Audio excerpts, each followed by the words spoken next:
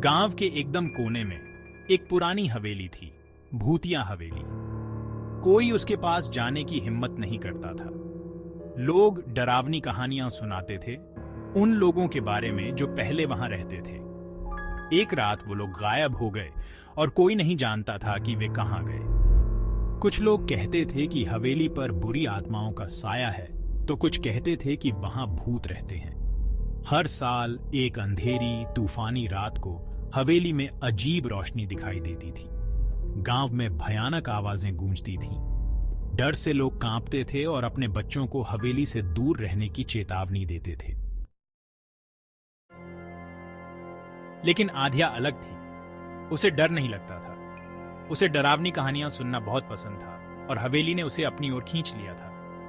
वो खुद हवेली देखना चाहती थी। एक दिन आध्या और उसके दोस्त उस भूतिया हवेली के पास खेल रहे थे। आध्या के दोस्तों ने उसे हवेली के अंदर जाने की हिम्मत दी। आध्या ने चैलेंज स्वीकार कर लिया। वो एक्साइटेड भी थी और डरी हुई भी, लेकिन अपने दोस्तों के सामने कमजोर नहीं दिखना चाहती थी। उसने हवेली में जाने का फैसला किया।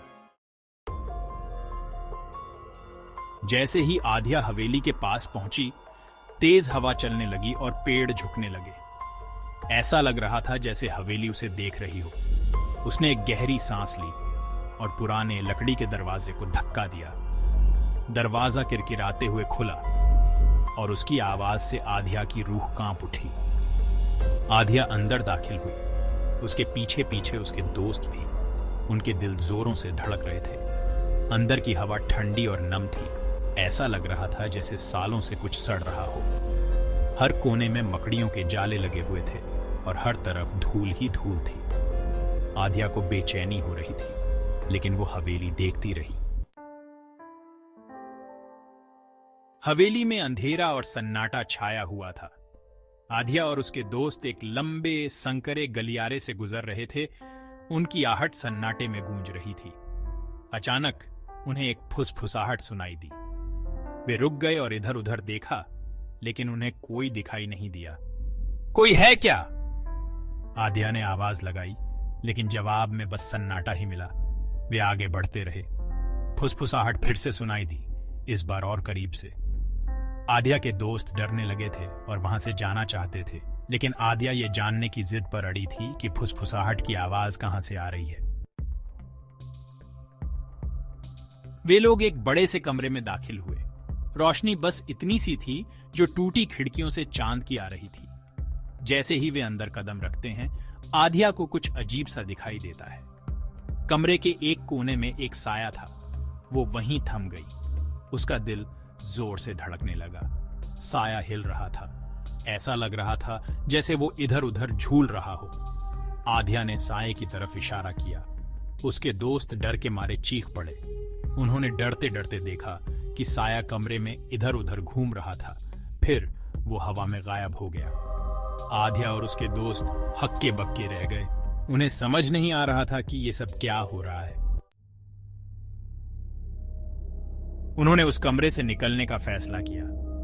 जैसे ही वे बाहर निकलने वाले थे, उन्होंने कुछ और भी अजीब देखा। एक लालटेन हवा में तैर रहा था और उनकी तरफ आ रहा था। आध्या के दोस्त चिल्लाते हुए पीछे मुड़े और भागे। आध्या एक पल के लिए ठिठक गई। उसे अपनी आंखों पर यकीन नहीं हो रहा था। लालटेन बिना किसी सहारे के हवा में तैर रहा था, मानो कोई अदृश्य हाथ उसे ले जा रहा हो। खतरे को भांपते हुए आध्या को समझ आ गया कि उसे यहां से निकलना होगा। वो पलटी और अपने दोस्तों के पीछे भागी। लालटेन उनका पीछा करता रहा। दीवारों पर उसकी रोशनी नाच रही थी और भयानक साये बना रही थी। वे लोग हवेली में इधर उधर भाग रहे थे। उनके दिल उनकी छाती से बाहर आने को हो रहे थे। उन्हें समझ नहीं आ रहा था कि वे कहां जा रहे हैं। वे बस उस भयानक जगह से बाहर निकलना चाहते थे। आखिरकार वे खुद को एक पुरानी धूल भरी लाइब्रेरी में पाते हैं। आध्या की नजर एक पुरानी चमड़े की जिल्द वाली किताब पर पड़ी, जो एक मेज पर खुली हुई थी। उसने किताब उठाई और पढ़ना शुरू कर दी। किताब में हवेली के बारे में कहानियां थी, जिनसे पता चलता था कि वहां उस परिवार की आत्माओं का वास है जो कभी वहां रहता था। किताब में एक गुप्त रास्ता का भी जिक्र था जो हवेली से बाहर निकलता था। ये समझते हुए कि बचने का यही एकमात्र मौका है, आधिया को उम्मीद की एक किरण दिखाई दी। वे लोग गुप्त रास्ता खोजने के लिए बेतहाशा लाइब्रेरी में खोजबीन करने लगे।